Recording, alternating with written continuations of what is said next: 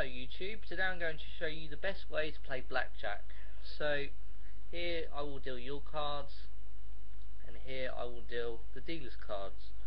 So I'm going to give you your cards first, the dealer's card and your card. Now I'm going to play this slowly just so that you can get used to how to play this game, the best way to play this game. Now as you can see, the dealer has 10, which is a very good card for the dealer, so that means we're going to have to hit some of our cards because we need to try and beat at least 20, because if the dealer pulls over a 10 then that means they can automatically win. So that's basically a very good card for the dealer, which you probably all know if you play blackjack. So anyway, as you can see, you have 12. So you're going to need to hit, even though if you get a 10 you could bust. So you have to take a chance when you play blackjack. So we could end up with 22, but if we don't, then it's very good. Now we haven't ended up with 2, so that's very good. We've ended up with 14 now. We still haven't got enough to beat the dealer if he turns over a 10, so that means we're going to have to hit again. And now we've bust. But the point is, if we turn over the cards, dealer would have had 21, so either way we would have never beaten the dealer, so we would have still lost. So it doesn't matter how many times you hit. If you lose by hitting, the chances are you're going to lose anyway, because dealer's going to get a high card. So that's them cards out of the way. Put them to one side now, and I'm going to deal again for you.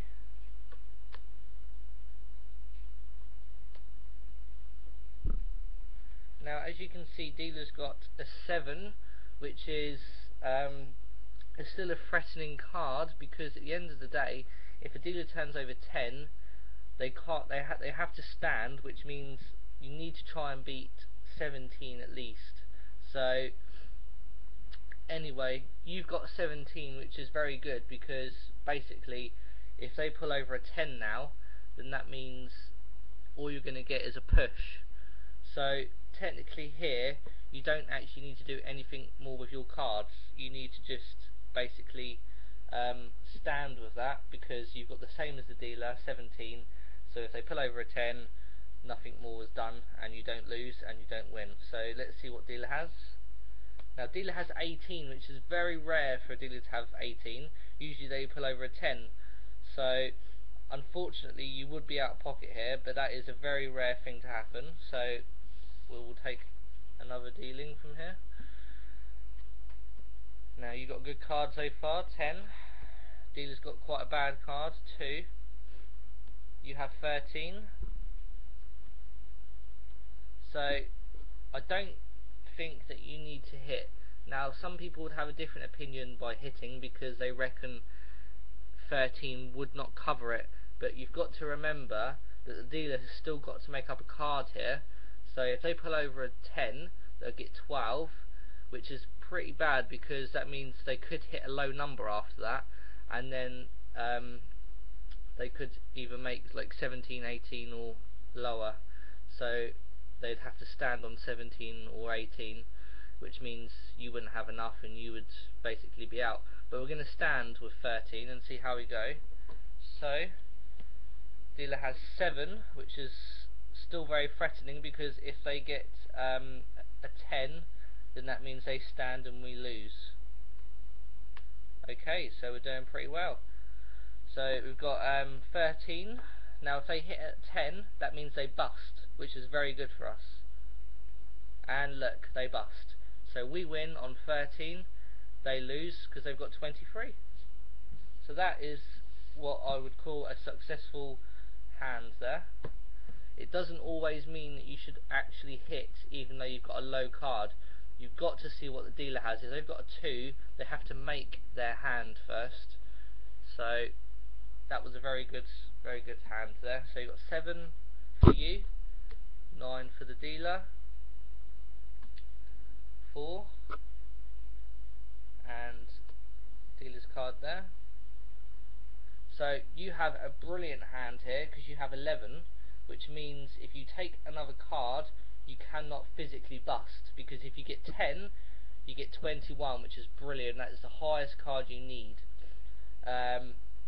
If you hit a lower number, you could be in trouble, because you need to try and make at least 19. So we're going to take another card because we have to anyway. And well done, we have 21. That is the best formation you could possibly get. So we don't need to do any more on that because we've got perfect cards. If they turn over a 10 now, that means we've still beaten them. Okay, they didn't, so that's 15.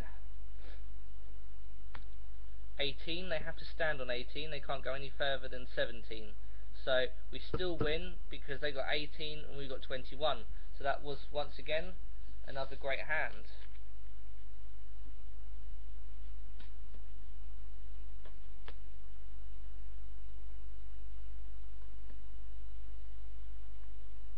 Right, now once again dealer has a 10, so we have 14. We need to make sure that we at least get 20 here, because otherwise if they pull over a 10, then we could well, we will lose because we've only got 14. So here you need to play like the dealer plays. You take it at a risk. You might pull over a 10 and get too many, which is 24, or if you're lucky you might pull over a 6 and get 21. So let's have a go. So we've got 16 now, which is very good, but still not enough for what could be a 20. So we'll take another card.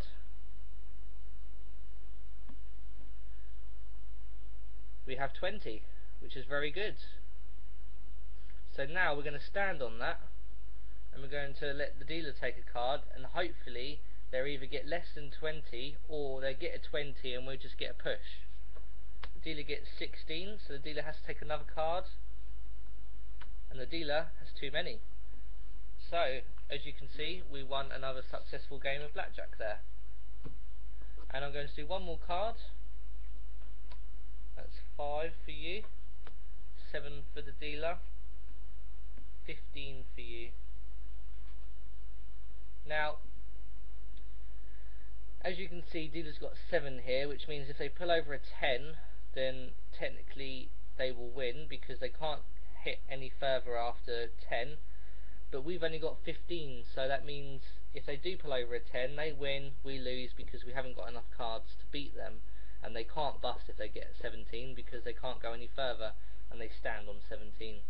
So this one's a very tricky one, and it's generally up to the player of what they do, whether they want to try and beat the dealer or not. So obviously we all want to beat the dealer, but the thing is, it's very tricky to hit on a 15. So what I'm going to do is, if this was in my shoes, I would look at it as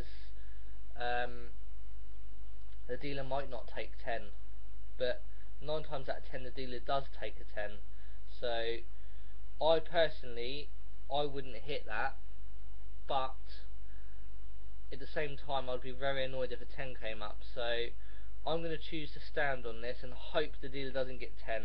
So here we go, which is very good. So the dealer has 10, which is still a very threatening card for us, because if they get another 10 they hit 20 and then they still beat us. So we've got to hope they don't get another 10. Oh, 13. Dealer has to take another card. Now we have to hope that dealer gets 10. Yep, dealer gets 10, and that's too many. So we win again. So sometimes it's always worth hitting a card if they've got a very high card, but other times it's not worth hitting. It depends what you have. So that's how I play blackjack. I hope you have learnt from how I play blackjack, and I hope this helps you in the future. If you like this video, please rate and subscribe, and I will see you in my next video.